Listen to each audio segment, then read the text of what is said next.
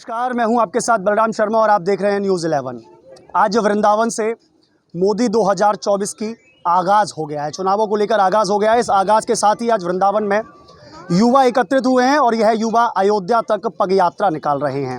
इनका main motive है 2024 में मोदी जी दोबारा पुनः हमारे भारत के पीएम बने। इसी को लेकर के यह लोग एक जन जागरूकता रैली आज वृंदावन से निकाल रहे हैं।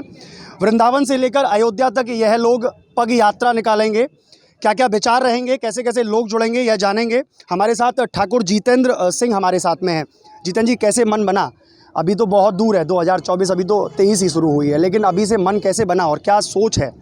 राधे राधे। मैं आप सभी लोगों को बता दूं कि प्रधानमंत्री नरेंद्र मोदी जी और माननीय मुख्यमंत्री योगी जी जिस प्रकार से देश और प्रदेश में कार्य कर रहे हैं, तो जो युवा अगर उनके साथ जुड़ के चले, और हम यही चाहते हैं, जो हमारा उद्देश्य है मिशन मोदी 2024 को लेकर, इसमें युवा, बुजुर्ग, माताएं, बहनें इस यात्रा में सभी लोग जुड़ सकते हैं।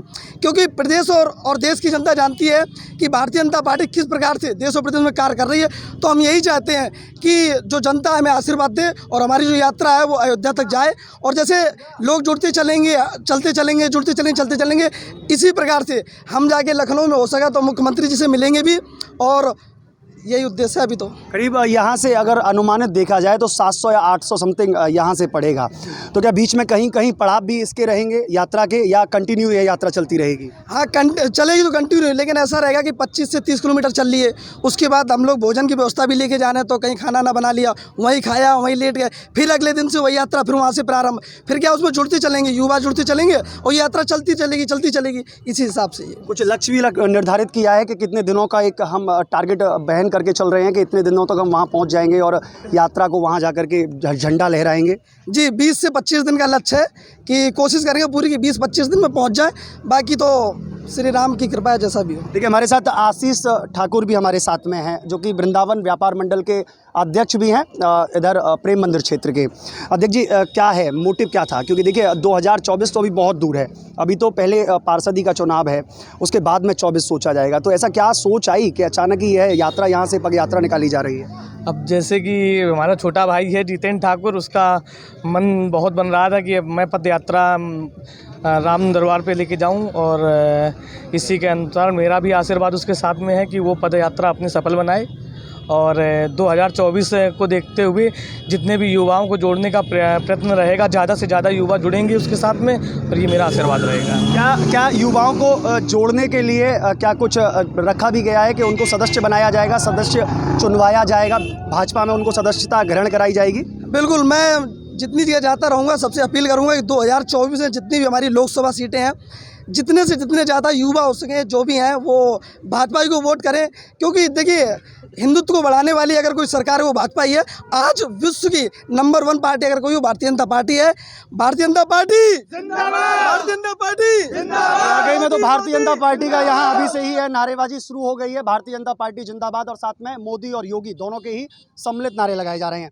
क्या यह जो रैली का आपने जो आयोजन किया है, क्या यह कांग्रेस की उस भारत जोड़ो यात्रा को लेकर के मन बना है? जिस तरीके से राहुल गांधी जी एक टी-शर्ट में निकल रहे हैं, आपके द्वारा भी एक टी-शर्ट पहनी गई है, तो क्या कुछ उनसे इंस्पायर हुए हैं आप? उनसे इंस्पायर होने के बाद में यह कार्यक्रम आयोजित हो रहा है? नहीं, ऐसा नहीं है। उनकी यात्रा भी ठीक है, जो भी है। मेरे मन में तो बहुत पहले से विचार था ये कि अब मैं 2024 में मैं यही चाहता था कि प्रधानमंत्री नरेंद्र मोदी जी बने। इसीलिए इस यात्रा का मेरे मन में विचार आया, तो मैंने अपने मित्रगणों को बताया कि ये यात्रा निकालते हैं। मैं चाहता हूँ कि मोदी जी और योगी जी स्वस्थ रहे, इसी के लिए यात्रा है। और जो भी है श्री राम। नहीं, देखिए, अब तो वो जो भी सोचे, क्या सोचे, उससे मतलब नहीं है।